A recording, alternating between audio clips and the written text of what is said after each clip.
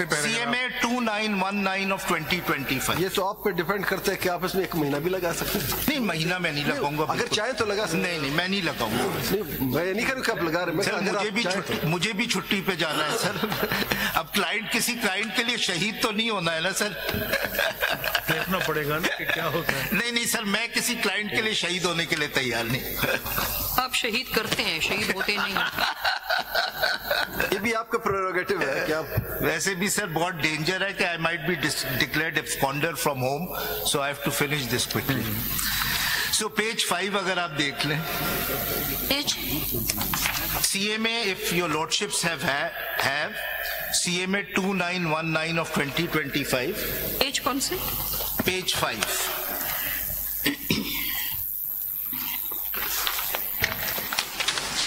Relevant पे आ जाए तो नहीं सर, पहला portion is critical to the. ये नहीं कहा कि नहीं, मैं कह रेलेवेंट पे आ जाए। अगर आप समझते हैं पहला पेज रेलेवेंट है, पहले 3-4 पेज पढ़ ले are the foundation of this judgment. पढ़ ले प्लीज, पढ़ ले sir. The first 3-4 pages are about that on what principles of constitutional law is this judgment based on, and on the basis of those principles they have sought to approach and adjudicate this appeal.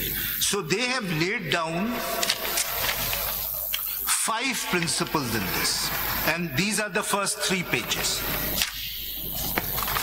At the core of our democratic constitution lies the will of the people of Pakistan, with free and fair elections being fundamental to democracy. The principle that the most important political office is that of the private citizen underscores the crucial role of the people, whose right to vote is the lifeblood of democratic governance. Democracy strives on the belief that the authority inherently resides in the people, a principle enshrined in the constitution of every democratic nation, including ours. Our constitution is not merely a government blueprint, but a covenant affirming the supreme role of the people in shaping their destiny. Under our constitution, while the sovereignty of the entire universe belongs to Almighty Allah alone, the authority is to be exercised by the people of Pakistan as a sacred trust, wherein the limits prescribed by him, it's within the limits. It posits that people are entrusted with the responsibility of governance, which is to be exercised through their chosen representative.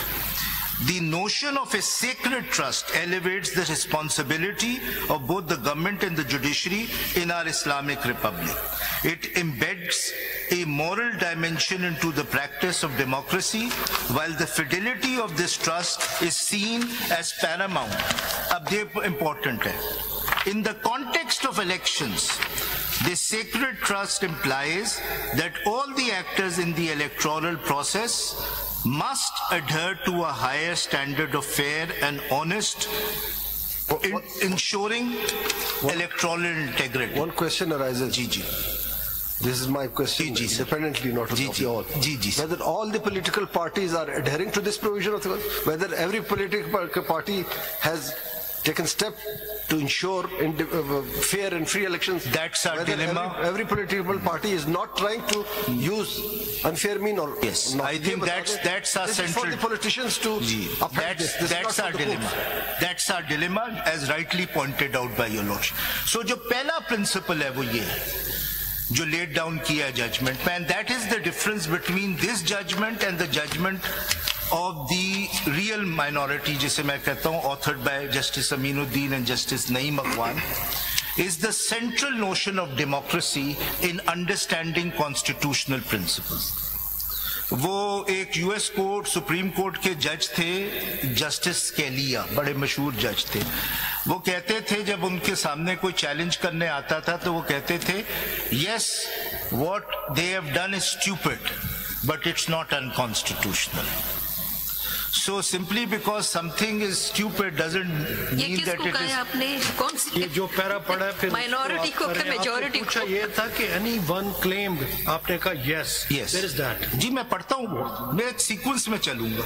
ये जो आपने coat किया किस justice के लिए इस context में आपने, मैं उसी को कह रहा हूँ। The difference between the minority judgment authored by his lordship and this is that while interpreting Article 51 and 106, the majority judgment, including Justice Mazhar and Justice Hassan Azhar, have said that something which leads to undemocratic consequences cannot be the correct constitutional interpretation of the reserved seats provision.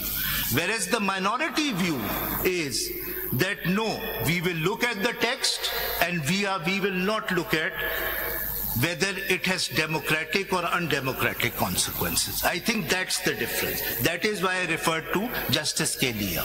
You mean to say that the constitutional provisions can be interpreted outside its scope and domain? No. Constitutional provisions have to be interpreted while keeping in mind that the central foundation of the Constitution is and in democratic. some cases, this court goes beyond to the provisions of the Constitution. You are not challenging that it was created a great dilemma that the bench has rewrite the Constitution. No, it has not. मैं explain करूँगा नहीं, लेकिन पहला amend the Constitution. Though so many things have been heard in the public at large. Even in the case of 63A, that was condemned, and ultimately it was reviewed by another bench of this court. So what the history, what the judgments say to us? जी वही मैं कह रहा हूँ, जो पहला principal है ना sir, they simply say, they don't say you can rewrite, but the first principle is equity हो तो उसकी क्लैरिटी चाहिए सुप्रीम कोर्ट करे, जहाँ बिल्कुल क्लियर वर्ड्स में लिखा है। How can you amend the Constitution through there is no amendment, but there is an amendment. There is a difference 3 days की जगह 15 days कर दिया। There is a difference between the purposive interpretation and reading down the Constitution when there is a rule of mischief. Hudson case, you know that. This is the first judgment on the purposive interpretation of the law. So once the court say that this is the provision of the Constitution, whether we have to adhere to that provision or we can override it, we can interpret it in our own mind, which is beyond the scope of that constitutional provision. You have to adhere to the provision, but that provision has to be understood in terms of democratic constitutionalism. That is the principle. Every judgment should be democratic. Then what is the impact of the Constitution? If you say that the judges should decide on the public will and to save the democratic process, which is beyond the constitutional provision, then what? मैंने जो judgment पढ़ी है वो सिर्फ ये कहती है, when you look at a provision of the Constitution, you should always keep in mind that this is a democratic constitution. That is why every provision will enhance democracy. That is all the first. Now let me come to the second. I agree 100% with you. Second principle. I agree. Yes. Why am I agreeing? Why I am agreeing?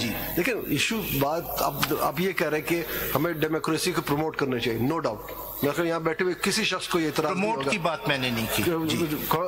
Democracy को prevail होना चाहिए. Democracy को flourish होनी चाहिए. Democracy को फलना फूलना चाहिए. बात सिंपल सी है कि अगर आपकी बात हम मान लें तो डेमोक्रेसी ये बताती है कि हर शख्स की मर्जी है, चाहे वो आज़ाद इलेक्शन लड़े, चाहे वो पार्टी से लड़े. तो यहाँ पे तो हुआ ये कि जिनकी मर्जी थी उन्होंने पार्टी एफिलिएशन दे दी, जिनकी मर्जी थी उन्होंने आज़ाद लिखा. Can we compel them? No, you can not compel them. So let everybody to exercise this democratic right. This is उस पे भी मैं आता हूँ. मैं जरा ये प्रिंसिपल्स पढ़ता हूँ. जो सेकंड प्रिंसिपल